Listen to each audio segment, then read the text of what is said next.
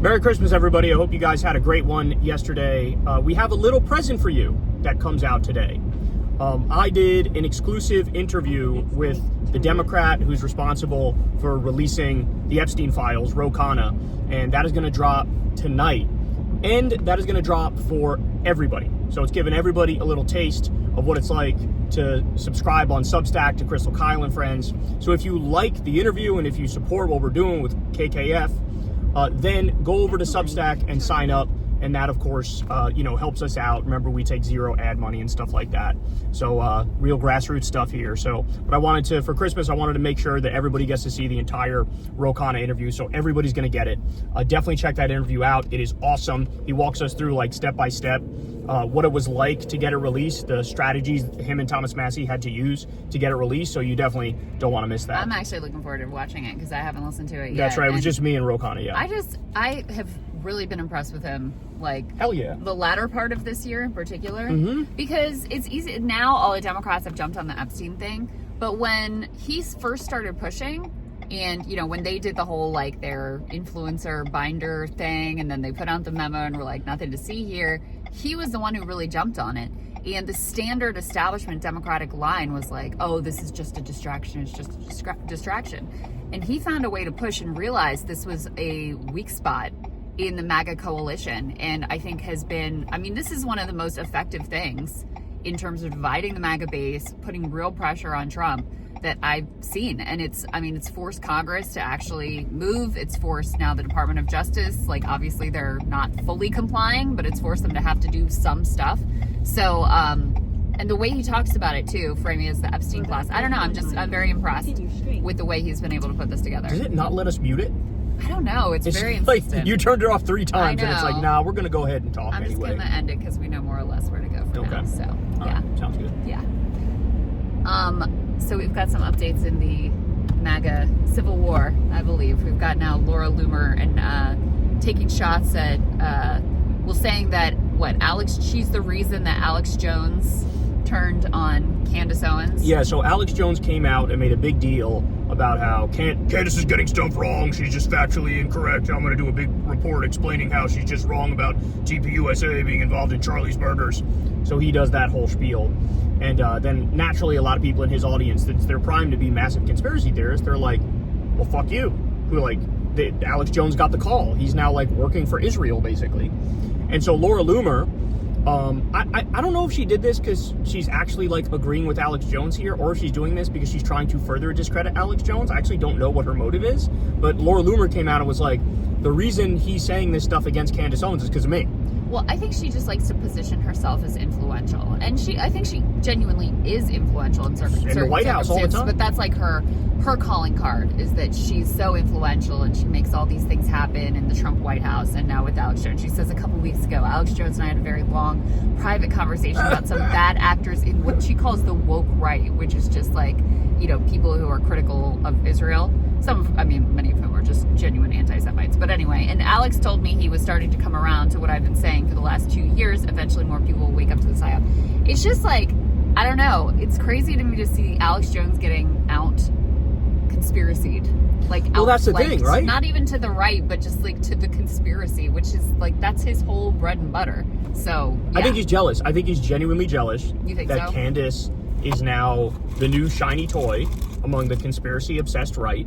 And so instead of, like, trying to out-conspiracy her, he's trying to do I'm Mr. Fact-Checker, I'm Mr. Debunker. And it's like, that's not... These people... It doesn't matter. You could come with the best evidence of all time. They would be like, I don't care. Well, it is sexier to believe what Candace says. And that's what he has specifically trained his audience. Right. That nothing is ever as it seems. The official narrative is never true. And, there's a reason why people find her theories so appealing, because there is weirdness in the investigation, and it's run by Kash Patel. The whole thing is bizarre, and then you got Erica Kirk out there, like, doing her whole, like, grieving widow Christmas spectacular. So people are legitimately like, there's pieces of this that don't make sense to me, and I'm not getting answers anywhere. So, of course, Candace is, like, way out, like, wild inventions and fabrications, and every week it's like a new plot twist, etc. But Alex Jones, that's his whole bread and butter. So I think the other thing is he's just become so partisan. Totally. Like just such a Republican apparatchik. And there's no doubt what Candace is doing, which is part of why I'm like enjoying watching all of this.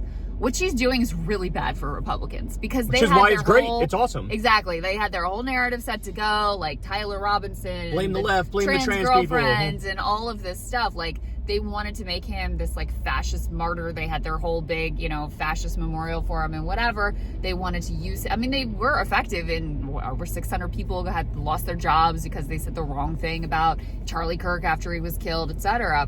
And she has just screwed all of that up for them. So I think that's the other piece of it is, you're probably right that he is jealous, but I think he also sees it like Tim Pool was so upset, like, you're hurting us. We're going to lose the midterms. I think that's it probably for Alex Jones. There's a lot of that too. Absolutely. And I think the Candace people like that she makes it like a soap opera, and she makes it this like me against the world thing, which people sort of latch onto. And also just like, Alex Jones, you are the Sandy Hook guy. You literally owe like $1 billion to grieving parents because you lied relentlessly and pretended their kids were fucking crisis actors and were still alive. Like, I'm sorry, but you are the last person who's positioned to be like, you know, I'm not sure the facts actually make sense here. I don't think you dotted your I's and crossed your T's and did the investigative work. Here. Alex was literally taking tips from like legit paranoid schizophrenics when it came to the Sandy Hook stuff. Like, he based a lot of his like reporting on some guy who was a legit mental patient, and he would call and say absurd things, and Alex would report on that as if it was factual. Wow. So, like, again, he's in no position to say, but I love how everybody on the right now, everybody hates each other, bro.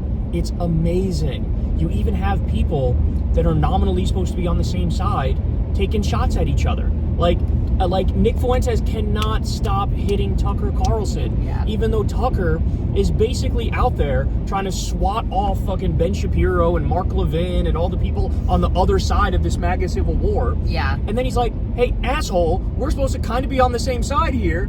And Fuentes dedicates like an hour on his show as to why Tucker Carlson is actually more insidious than even Ben Shapiro. Well, because that's the thing. It's like, you could say, okay, the dividing line is over. I mean, even to say Israel's like too kind. It's too over kind. Whether you hate like Muslims you more hate Muslims or Jews more. more. Do you like Hitler more or Netanyahu more? But even that really, I mean, it's not even that substantive because, like you said, even people within those different camps like hate each other or taking shots at each other, and so much of it is not even loosely policy or worldview based. Nope. It's just like personal petty messiness and grievances and you know, I mean, like this, like Laura Loomer plus Alex Jones versus Candace Owens. There's not really, between Candace and Laura Loomer, there's a clear dividing line, but I feel like Alex Jones has tried to play both sides in terms of like where to be on Israel, hasn't he? Totally, absolutely. Yeah. And then you have like Marjorie Taylor Greene against Trump, and she sort of scrambles Alex Jones' mind because he wants to defend Marjorie Taylor Greene, but also wants to defend Trump.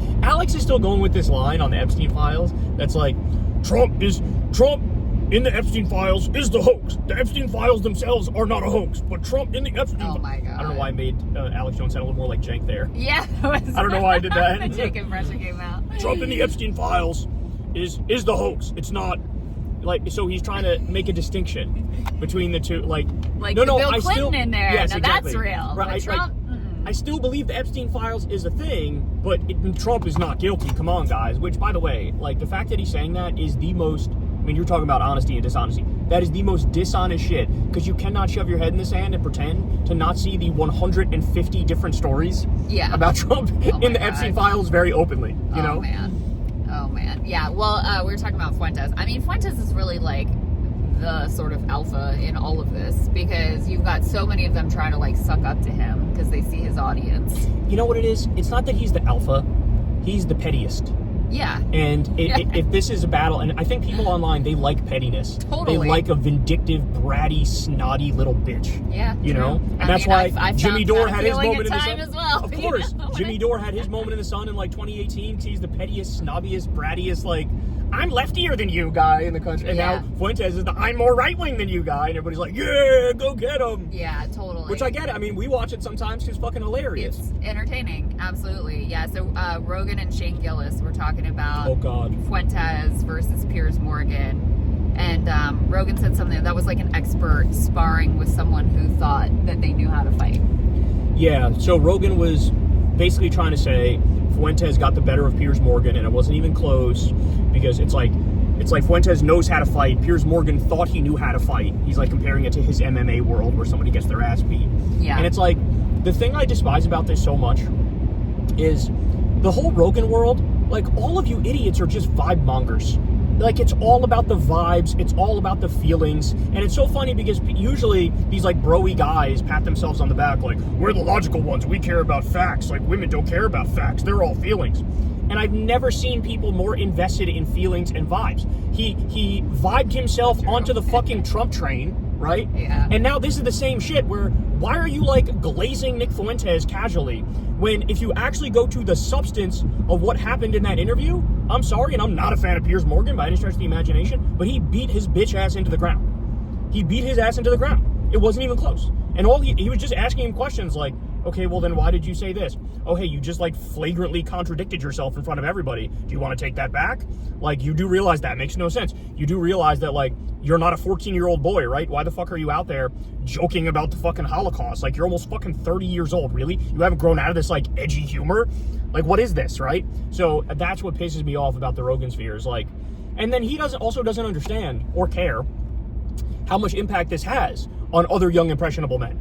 You know what I'm saying? Like, there's a 19-year-old boy watching this somewhere going, oh yeah, Fuentes fucking owned him. He was so edgy. Like, and it's like, we're going to set the table again to vibe our way into worse fascism, like Rogan vibed our way into fucking MAGA fascism. Yeah. I just had enough of it. Like, actually, you should actually give a shit about facts. You should actually give a shit about logic. You should actually give a shit about trying to create a better world for everybody. And, like, okay, so the people who are the most wrong and the most evil happen to be very entertaining. Who gives a shit? Right. Who gives a shit? Stop fucking glazing them. Right. You know, and this guy has the fucking billionaires on because he's so stupid that he thinks, like, oh, if you're a billionaire, you got to be a genius. Meanwhile, they're like the lowest IQ billionaires you've ever seen in your life. They never make a good point in their fucking lives. Yeah, they're just parasites. I mean, the thing that drives me crazy is he says this thing like, he's like, oh, 20 years ago, this wouldn't have been possible. And so just imagine what it's going to be like 20 years from now. Maybe, like, Nick Fuentes is going to be president. And it's like, to paint that, I mean, the way he was saying it, like, oh, this wouldn't have even been possible before. Like, does that mean you think it's a positive thing? That was the implication. That seemed like the implication. And it's like, but and then they all, in order for them to not be the buzzkill and be able to, like, laugh along with the jokes and be in on the joke and be at the cool kids table or whatever, he pretends like, oh, he just, I think he shit talks and he, like, he memes and he trolls, and it's like, and that becomes a substitute for facts and logic and making sense. No, but you're wrong. Like, he does those things, but he has a thought out worldview. Like, he has a consistent thought out worldview and ideology, which he articulated in the context of that interview, which is what was useful about it, because he was playing a little, like, hide the ball, like, let me try to present myself as more moderate than I really am. And Piers forced him to actually own what he truly believes, with the assumption, which I think is the correct assumption, that while him leaning in and being like, yeah, I think Hitler's cool and based, and yeah, I'm a racist, you can say that while those things may play well with his audience online, those sentiments for the vast majority of people continue to be repellent. Right, which is why he has a 6% approval rating, Fuentes does. Right. So if you were to, judge from, like, the comment section or, like, what Nick's fandom has to say about it, then yes, Nick got the better of that exchange. And so in that way, Nick got what he wanted out of it. But if you were to actually put that interview in front of the vast majority of the American population, they would be like, this person is disgusting. Absolutely. This worldview is repellent and disgusting, which is why there's a freak out in the Republican Party right now, because they recognize that he is ascendant in a lot of ways. Certainly in terms of the attention economy, he is ascendant. He has genuine purchase with young Republican men in particular, although I do think sometimes his, like, fandom is somewhat overstated. But in any case, there's no doubt that he has influence and sway in the attention economy. And they understand that, like, to have as their public face someone who says Hitler's cool and yes, I'm a racist is going to be political death for them, because the vast majority of people want nothing to do with those grotesque views. So I don't know. I just find it to me, it's so alien to not engage with the actual substance of what he said and just to be like, oh, he made a funny joke there, so he got the better of the exchange. It's like, well, can we deal with what he actually stands for and how you feel about that? And this is what they did with Trump too. They did the same thing with Trump. Yeah, that's where, right. You know, that's right. What was it? Because you'd be in jail, he said to Hillary, and it's like, oh, bro, like what amazing comedic timing on that. Tony Hinchcliffe was literally at some event talking about how the funniest comedians in the world think Trump is like the funniest guy in the world. And it's like, well, maybe that's the problem, is you view this through that idiotic prism and filter of like that matters. Yeah. You know, that shouldn't fucking be a concern when it comes to how you govern a country, what policies you put into place. And the other thing is, Fuentes contradicts himself all the time. He'll say, yes, I'm racist, yes, I'm misogynist, as he did in the Piers Morgan interview. But then he goes, but no, I'm not an anti-Semite. So, like, it's so weird, because within the course of the same interview, he'll play hide the ball, and he'll do the opposite, and he'll play, I'm the edgy boy, I'm going to say the full thing. Yeah. And it's like, who does this fucking appeal to? And by the way, your last name is fucking Fuentes. The point that Piers made to him was correct. Like, on your dad's side, you have, like, Mexican DNA in you. So, like, you don't make the cut for your own shit, dog. No. In the same way that, like, he's a Catholic, and he talks about that a lot. Catholics were viewed as the other until very recently in U.S. history. Yeah. When John F. Kennedy got elected, there was, like, a large chunk of this country that thought he'd be taking his marching orders from the Pope. Yeah. That, like, he's beholden to the Pope and not to the American people. Yeah. Protestants viewed Catholicism as, like, this weird, freakish cult that is not true Christianity. So for him to be both Mexican and a Catholic, and to act like he would make the cut within this fucking... I know. It's like, no, then somebody's going to come along who's more Fuentes-y than Fuentes and be like, I want this son of a bitch out of here too. But, you know, in a sense, this is not at all what Rogan and Shane Gillis were saying, but it is true that Piers Morgan, who is effectively a non-ideological actor himself, like, he doesn't have a particular... He is himself a fabulist and a tabloid journalist and very, where the wind's blowing. And, you know, actually, I thought Candace kind of called him out in their debate on that very effectively in a way that was true, even as, like, you know, he was calling her on her insanity. That's a whole separate conversation. But it is true that if you're going to defeat Fuentesism, like, Piers Morganism or, like, neoliberalism is not going to be sufficient, because the areas where Piers was the weakest in that exchange is where you needed to offer a different ideologically based lens for viewing the world. So the part that drove me the most crazy was when they were talking about crime statistics, and Piers was trying to play like a little bit of gotcha with the crime statistics and calling out, like, okay, well, tell me about the mass shooters, the school shooters. They're all white men, so should we be, like, afraid of white men and crossing the street? Well, that's a fair point. But if you really want to deal with those statistics, you have to talk about a class lens. You have to talk about poverty. You have to talk about how, you know, since black people in this country have been discriminated against, you know, enslaved, Jim Crow, redline, all of that, and trapped in these generational cycles of poverty, that, of course, that's going to lead to higher crime rates. And in fact, if you control for elements like, if you take out race and you just look at class as far more explanatory power in terms of the level of, like, criminal behavior and violations of the law. And the other way you can look at that too is that, you know, some of the biggest criminals in the country right now are, like, rich white guys who are robbing us blind and getting pardons from the Trump regime, right? Literally buying pardons. But if you don't have that class perspective, right, you're not going to be able to offer that separate ideology. You're not going to be able to offer a separate accurate narrative complete with heroes and villains that has explanatory power for the things that people are seeing and experiencing in their lives. So that was the place where I felt like, you know, Piers is just, he's not equipped to do that thing. Yeah. You know, he did what he does well, and I think it did serve a purpose and was useful just in terms of getting some of those pieces on the record. But it is not what would be able to actually defeat Fuentesism, because you need an alternative explanation, story, narrative, worldview that makes sense and has explanatory power to people. So the corporate criminality and the billionaire criminality is worse than your standard run-of-the-mill street crime. I agree with you on that. Yeah. And also, the thing that pisses me off about the points Fuentes made is you're disregarding the worst kind of violence, which is state-organized violence. That's a great point, too. And under this imperialist framework that we have set up, guess who's doing the overwhelming majority of the violence?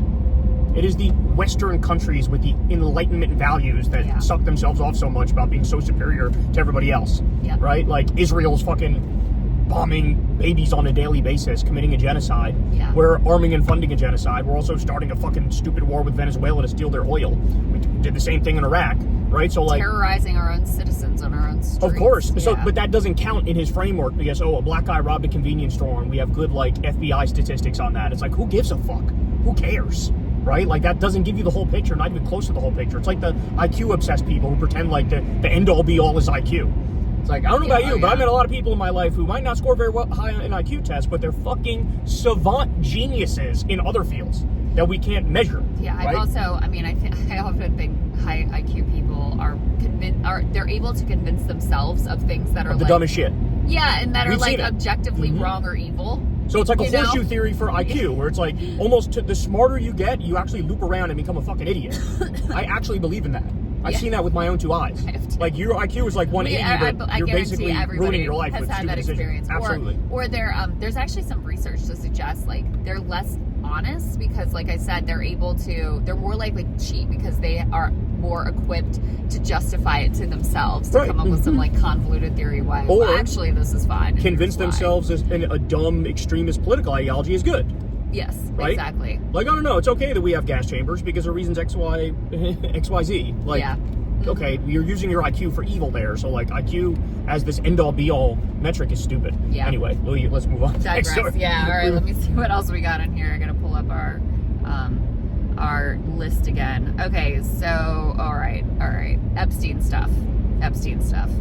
There was this one FBI tip that came in that claimed that, a 14-year-old girl had been raped by Trump. I think it was 13. And then, I think it was 14. Okay. And then turned up dead and supposedly by suicide. And, this was one of the wilder tips that was in there. So I think a lot of people looked at that as like, okay, well, we don't know that this has any basis. This is really out there. It's on this thing called an FBI intake form, which is like a tip submitted to the FBI that they would need to then go look into.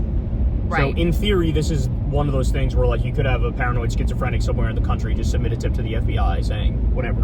Right. But hold your horses. So at least one part of the story has been somewhat corroborated. There was, in fact, in January 10, 2000, 19-year-old girl named Dusty found dead by gunshot to the head in Kiefer, Oklahoma. Same day, a 2020 FBI complaint alleged that a Trump rape victim was found with her head blown off in Kiefer after reporting him to the police. So, and then what is the part with the limo driver here? The limo driver heard Trump talking in the back seat on a phone with Epstein because he called him Jeffrey a bunch of times. Yeah. And they talked about, quote, abusing girls.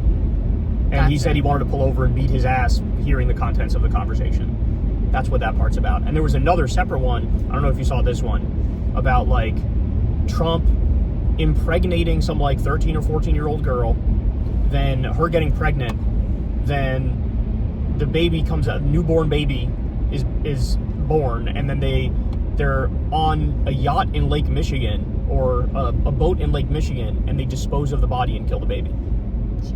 Did you hear about that one? Yeah. And then I did see that one. The corroboration for that is apparently he had some sort of like casino riverboat deal in Lake Michigan that had permission to go out past certain lines. Oh. Yeah, so I saw a bunch of people that one's blowing up on TikTok. But the fact that there's a girl who actually killed herself and it matches with that story, and the limo driver came out and was like, yeah, that was me. Right, and posted a video of it. That's like, bro, the fact that the wildest accusations, which even I was cautioning my audience like a motherfucker when we got that stuff and I reported on, I was like, look, you just got to take an FBI intake form for what it is. This is not proven. This is one of those ones that like you got to take with a massive grain of salt. Right. But now, as more time goes by, you see like little bits and pieces verified and you're like, are you kidding me? Like this might also be true? That's insane. Completely This man is the devil. He's the devil. It's like, Epstein said a problem with Trump is he has no scruples. It's like, this is fucking Jeffrey Epstein, a notorious pedophile who's saying Trump has no scruples.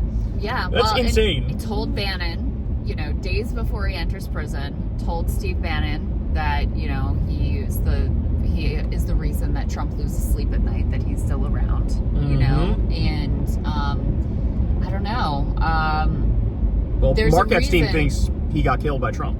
Yeah. Well, and it's also crazy. Bill Barr was Attorney General at the time. His dad is the one who hired Jeffrey Epstein originally to work at that prep school, even though he had zero qualifications for it whatsoever. Later had to be let go because of inappropriate behavior around the young girls there. But I don't know. I mean, there's obviously a reason why Trump has acted the way he's acted with regard to Jeffrey Epstein and now with Ghislaine Maxwell.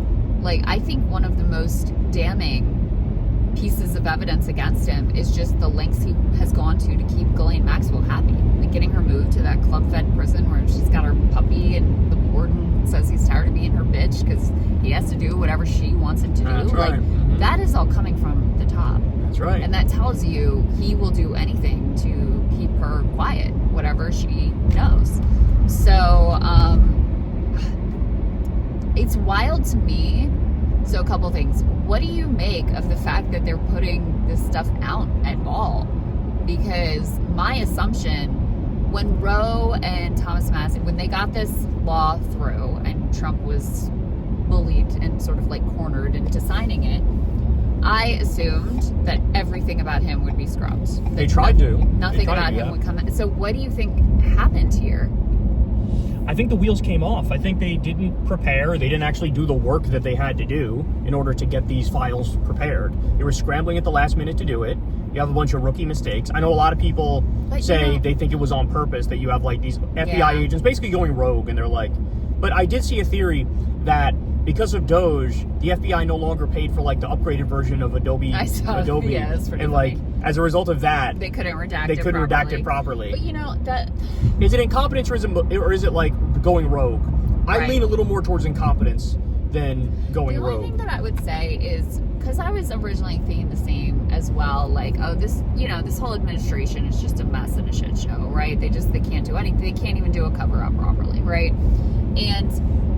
But I will say, remember back when they originally put out their, like, nothing to see here memo, Jason Leopold of Bloomberg did a FOIA request and was able to obtain all of the overtime that FBI agents were spending on going through these files and redacting them. And so there was quite a lot of effort put into these things back in the earlier part of the year. So it's not like they just now were like, oh my God, the law passed, we got to scramble and do something. Like there was an overtime effort that required a lot of manpower to go through a bunch of this stuff. So it's very strange to me. I'm just shocked that anything came out of note about him. Now, in the first release, that was more like what I expected. The first one had like a bunch of stuff about Bill Clinton. There was one Trump photo on the desk of Epstein that they screwed up and didn't redact, and they took that one down. Like, that was more what I expected, is that maybe some like little here or there would slip through. But things that you could have just done a word search on, like that made it in, is, I don't know. It's very surprising to me. So I am open to the idea that there is some intentional sabotage going on, because not only do you have, I'm sure, a bunch of people in these agencies who absolutely hate Trump, but they also, this is the law. They could face themselves criminal prosecution if they're caught, concealing and redacting in a way that is violative of the law. They could also be poisoning the well, which is like release the most incendiary claims that have the least amount of evidence. Therefore, when those blow up, we get to turn around and say, see, look, they're spreading this fake news, so how do you know if anything is real? Well, that's what you thought about the letter to Larry Nassar. You thought that might be the case with that, right? Yeah, well, but the other thing, to your other point, though, they did try to redact. Like, the first batch, they did exactly what you would expect them to do. Right. They tried to redact all the mentions to Trump, but they didn't redact if you do Trump with an extra space. So if you look for just Trump, it shows 0 results for it. If you do Trump with a space and you look for it, 600 results to it. So I think they just got overwhelmed. There's so many files. They got overwhelmed that now it's just like it's the sheer incompetence is coming through. And I'm sure Trump, 16 things were released and then taken back. And I think that's a sign of like they release it and then the pissed off phone call comes from the White House and they're like, fuck, we got to pull these down. Because they wouldn't make that decision on their own. With like Epstein had like a drawer dedicated to Trump pictures. That came out. And then they pulled it back down. And it's like, bro, the damage is done. Once it hits the internet, it's over. Right. So it's a very boomer mindset to be like, you got to take that down. We don't want people seeing that. And so I think that comes directly from the Trump White House, Yeah. It's perplexing. They clearly feel some pressure with this. They clearly feel some pressure. They feel some pressure from the law. They feel some pressure from the public. Because so many things in this administration, like they don't give a shit about the law. They just do whatever they want. They violated judges' orders directly. And well, you said Trump signed it, and that's a big reason too, right? You feel? I like guess. Trump signed I guess we're going to release the files. I guess, but I expected a little bit more from the cover-up. I'm surprised at the amount that we've gotten, and this is still early days. They just said too, we found a million more documents from the Southern District of New York. That's right. Yeah, and so now they've said that on the record. That's going to have to all come out. We're going to be getting a lot more. So this is just the beginning of what we're going to learn. And Trump was so intertwined with this man. Oh my God. For so many years. Oh my God. Both in Florida and in New York, they were best friends. So he is going to be all over this thing, like riddled throughout, maybe more than any other name. Maybe the only other person that would rival him is like Ghislaine. There's video of the president. There's no doubt. Ever since the Epstein emails dropped, it became clear there's video of him. Because in 2011, they talk about him being at one of Epstein's houses with one of the victims for hours. And that everything was bugged, Yeah. So there's video of him somewhere. The question is it in a vault in Tel Aviv? Is it in a vault in Moscow? Does the CIA have it? I know that Dino Badala posted a picture of when they raided one of Epstein's homes. He had like a million different DVDs and records, actual records. And so my guess is that's exactly what we think it is. That's blackmail on the world's most powerful people. That's my guess. But what they say is they dodge it by saying, oh no, that's not true. He just had 400 different DVDs all with kiddie porn on it. That's what they say. Which I don't buy that. I don't think that's true. But it is possible that they moved all the actual blackmail out because they knew the law was onto him. They moved it out before they could do any of the raids. That is possible. You know what I'm saying? But there's video somewhere. There's videos somewhere of the President of the United States, which explains a lot in terms of how he acts. Israel has never gotten the word no from Trump. And I think one of the reasons why is they have the blackmail. And we know they blackmail. Ryan Grimm and Dropsite, they tried to blackmail Bill Clinton. Yeah. They tried to blackmail Bill Clinton over the Monica Lewinsky thing. Yeah. That's a fact. They during some of the negotiations, pulled Bill Clinton aside and were like, just so you know, we have these recordings of you with Monica Lewinsky. We're going to get rid of them. But that was a sign of motherfucker, you better do what we want you to do in the context of these negotiations, or else that shit is coming out. Because why else that's, First of all, why are you collecting those? That's crazy. You're supposed to be our great ally, blah, blah, blah. But yeah, that was the message that was being sent. So that's their MO. That's how they operate. There's no doubt about it. I don't know why everybody's being so slow to acknowledge what I said, though, about the blackmail. It is very clear the president is blackmailed now, and nobody even talks about it. I'm the only person who's even mentioned the word blackmail. It's so weird. It's how do you guys... you all read the same email as me, and it was from 2011 before he even ran for president, so you can't do this thing they were trying to take him down. He wasn't even running for president at the time. And Epstein thought nobody would ever read that email. Right. Right. Yeah. One thing I will say about all of this, ever since the birthday book came out, and then we started getting these different emails from a variety of sources, it's so much darker than I could have even imagined. Absolutely. It's so much more widespread. It's so much more powerful. Yep. that Epstein was single-handedly brokering these deals between nation states. That's right. And, you know, it turns out, oh, you weren't just buddies with Larry Summers, you're like giving him dating advice. He was going to be executor of your will. The network, how dark it is, that freaking birthday book, and how weird that, all this shit has been, every revelation is so much darker than I even could have imagined. I'm going South 95, right? Yes. Okay. Yeah. So, and like I said, it's early days. There's still a lot more to come. And I do wonder if this may finally be, you have the confluence of Trump being weakened politically anyway, being old, right, and really starting to show it, sure, and this being such a sort of key fracture point with MAGA. I do wonder if this is what ultimately kind of hobbles him for good, because it's going to be continued drip, drip, drip. The right-wing influencers, they've been so quiet.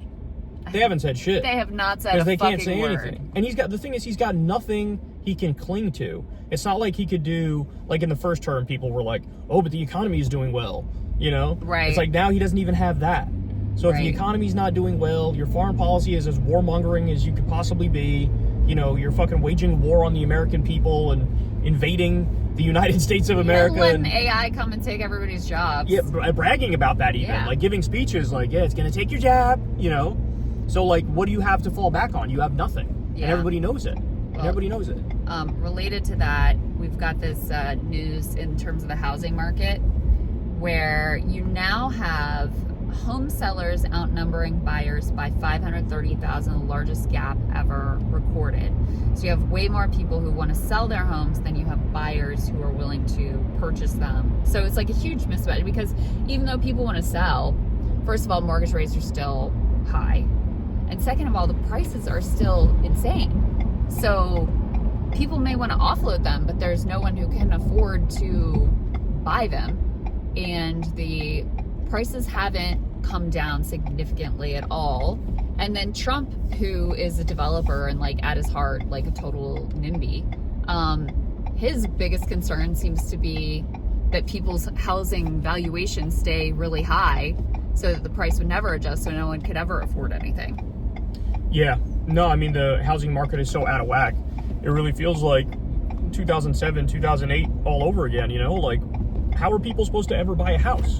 And I think now we're just moving to a place where it's like, you're not going to, you know? You're going to have fucking, like, private equity buy up all the houses, and you're just going to rent your entire life, and they're going to drive those rents up more and more every year. And, you know, the boomers that's what one of the things Trump said. He doesn't want the boomers to lose their housing wealth, right? You know? Yeah. And so, yeah. They're a very powerful political constituency, you know? Yeah. True. Homeowners tend to be much more like, sort of, if you're renting, you're going to be a little more transient, you're going to be a little less like rooted in your community, you're going to probably be younger, you may lower income, so you're going to tend to have less political power than homeowners are, more politically powerful group. So that's, and that has been the case for a long time. But, you know, Trump has always loved the politics of like telling the suburbs that, you know, oh, they're going to destroy your neighborhood and they're going to ruin your community, and, you know, using those, I mean, makes sense, like being a developer and also being from New York, because those sort of politics in the suburbs in New York have been very powerful as well. Janine Pirro was like involved in some, whenever she was running for some office locally there. She was a judge. She was a judge. Yeah, that's right. And you have to run for that, right? I think in so. that area. Mm-hmm. Mm-hmm. Yeah. So anyway, that's kind of where his instincts always lie, in this, like, you know, protect the homeowner wealth and make sure you keep those like undesirables out of your neighborhood, et cetera, et cetera. But I genuinely don't know how people are going to survive. I actually don't understand how they're going to survive. I don't get it. Because, like, if over 30% of the entry-level jobs are already gone because of ChatGPT. And that's just ChatGPT. Never mind the continued improvement with AI and robotics. Like, what happens? You're gutting the social safety net. You're getting rid of the entry-level jobs. The billionaires have made crystal clear to us that we're like nothing to them. We're like fucking slave peasants to them, you know? And that's how do people afford to live? How do they afford to live? Part of what the Palantir surveillance state, and even the expansion, like the ICE terror in communities. It's not really about immigration. I mean, it's like targeted most directly at immigrants, but it's really about, we're going to need a more muscular police state and surveillance state to be able to keep people in line as we, break the social contract and destroy all the jobs and suck up all the wealth and power. We're going to need a lot more like muscular security apparatus to be able to keep our populations in line. And that's what that's really about. And I just saw that now you're going to have, Trump is going to give Elon Musk like massive swaths of public land, and he's going to like maybe be able to build his own little city. They've considered this with like Amazon, for example. They wanted, you had like conservative states wanted to grant Amazon like a large swaths of land and like let the people who work for Amazon there pay taxes to Amazon. Very bizarre. It's like officially ending democracy in certain localities is what they have on the table, and you live in like a billionaire autocracy. I mean, this is like the Peter Thiel, these Curtis Yarvin network state idea. Yeah, they have this thing, this Prospera. They've actually done these like libertarian crypto cities in different localities. They've been trying to do one in California as well, where they've been trying to buy up all the land in this one area and like force out the farmers and local community that lives there. And it's kind of on a little bit of a, I guess, a slower trajectory now, but they're still aiming for that. Yeah, that is their idea. They feel very encumbered by having to like participate in society. They feel that's why they hate California, is like it helped make them so wealthy, this progressive state, but then the fact that they get taxed at all is like, oh, how dare you, or like are asked to curtail their business activities during a global pandemic. They're like, oh, this is an outrageous assault on my liberties. And so they're looking for a way to effectively exit society, to not have to deal with any of those pesky rules and regulations. So you can see that in Doge. That's what that was really about. It wasn't about cost saving. It was about destroying any of the apparatus of the state that could regulate their businesses whatsoever. And they find democracy to be very like messy and inconvenient for them and their ambitions. So yeah, and there's this thing that they've done called seasteading. Have you heard of this? Oh yeah. Mm-hmm. So it's a play on the word homesteading. Yeah. And like you build these artificial cities on the sea. I don't know if they've successfully done any of that. I don't think it really. I think that one has kind of fallen apart, because it turned out that people were like not super excited about living on these little fabricated crypto islands. Well, and they got the Honduras one, like you said. Yes. They got the Honduras one, which by the way is another one of the reasons why Trump pardoned that guy, is because he gave the tech billionaires whatever the fuck they wanted. Mm-hmm. And so these guys are the problem, man. They are the parasites. They're the ones who are getting all the subsidies. They're the ones who are cutting the social safety net. They're the ones who are getting the tax cuts. They're the ones who are cutting your wages. They're the ones who are firing you and replacing you with ChatGPT.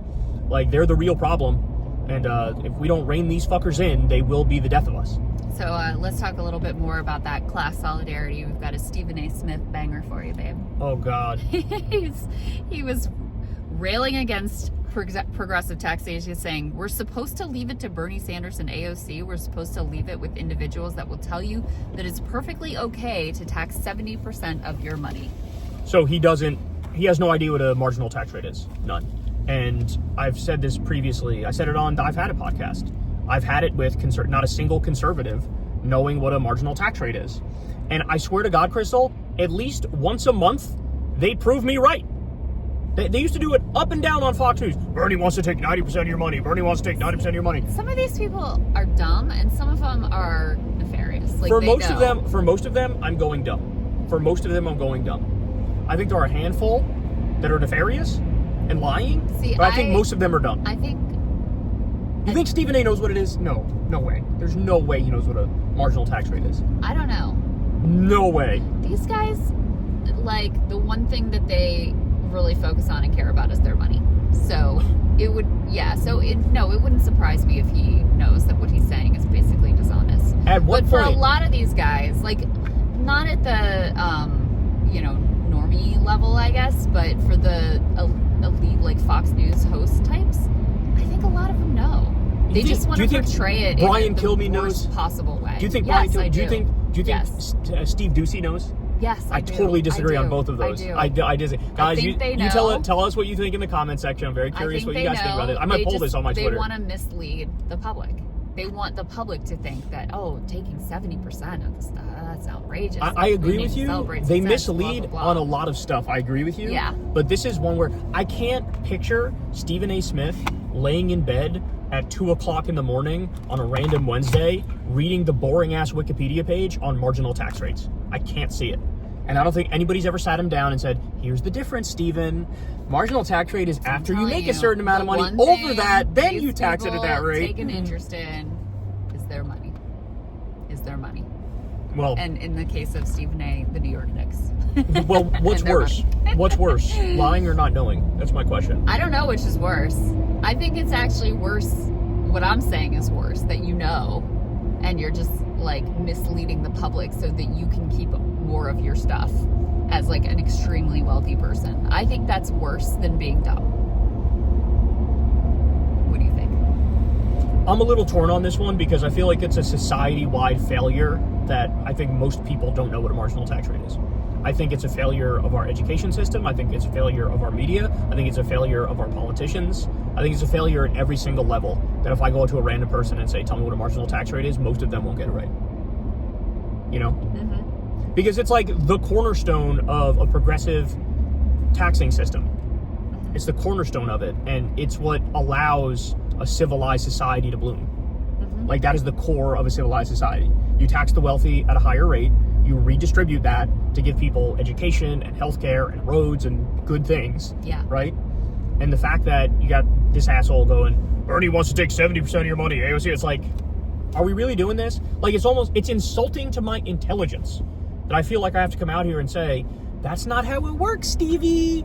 Like he's a little fucking boy in kindergarten or some shit, you know? Yeah. Yeah, I mean, honestly, if we had a good Democratic Party that, like an FDR style, like social democrat, like actually confronting capitalism, actually standing up for working class people or whatever, Stephen A. Smith should not be part of it. Like, oh, of course. Yeah, absolutely. Like his core commitment is to his class. He's greedy. Yeah, he's greedy as fuck. He says it. He says he's greedy. Yeah, he is, he's loyal to his class. He's loyal to his own money. That is his voting interest. And it is a failure. It is a failure of the Democratic Party that someone like him could even, consider voting Democrat. I think the only reason he votes Democrat is because, he looks at, he was flabbergasted and disgusted at, Ron DeSantis ruining the education system in Florida and, taking out all the factual stuff about race. Yeah. He looks at that and he's like, okay, well, fuck these people. But what do you think? But now he flirts with Trumpism all day long because he knows that that's where you grift to where the money and the views are online, and that's where the money and the views are. Yeah. And what do you think his core commitment is to his class or to civil rights struggle? His class, and also I also think in his case, he's like a legendary level. He's like a Trump level narcissist, I would say. Yeah. Trump level narcissist. So that's why I say it's a failure of the Democratic Party that someone like him would even consider being, he should not, if your core concern is the tax rate being too high, you should, on rich people specifically, you should not be in the Democratic Party if the Democratic Party is worth its salt at all. I agree, but I also think that, he's been flirting with this, running for president, which he's not going to do. But if he were to, I think he would get absolutely blown the fuck out because the Democratic voting base would be like, who the fuck are you? Go with the Republicans, you freak. The stuff he's focused on, the stuff he's obsessed with, the stuff he brings up on his show, it's not for a Democratic audience. It's for a Patrick Bet-David audience. Totally. You know what I'm saying? So completely. You're right, but the Democratic voting base wants nothing to do with this guy. I agree that maybe there's some idiots in the, the donor class who think maybe, but the actual people wholly reject him. Democratic voters wholly reject him. Yeah, agreed. Is that all we got? That's it. All right, guys. Well, there you have it. Like I said, tune in to Crystal, Kyle, and friends this week. As a Christmas gift, everybody's going to get this interview with Congressman Rogan for free. This is the Democrat who is the reason the Epstein files are being released. So you don't want to miss this interview. He's going to tell you everything that happened to get to this point. He's going to spill all the tea. He's going to tell, what's in the way. What we do from here about Pam Bondi, for example, and the FBI and Trump, like, how do we go after these people for basically not complying with the law fully? So it's an awesome interview. But if you like the interview, also do us a favor, sign up on Substack for Crystal, Kyle, and friends, and you can watch every interview in its totality. Of course, if you want to, you could also get everything for free, audio style, on any of the podcast apps that you use. But if you want to see the full video of every interview, definitely sign up on Substack. And that's all we got, man. So everybody, hope you had a great Christmas and have an awesome weekend. And I'll talk to you all soon. Peace.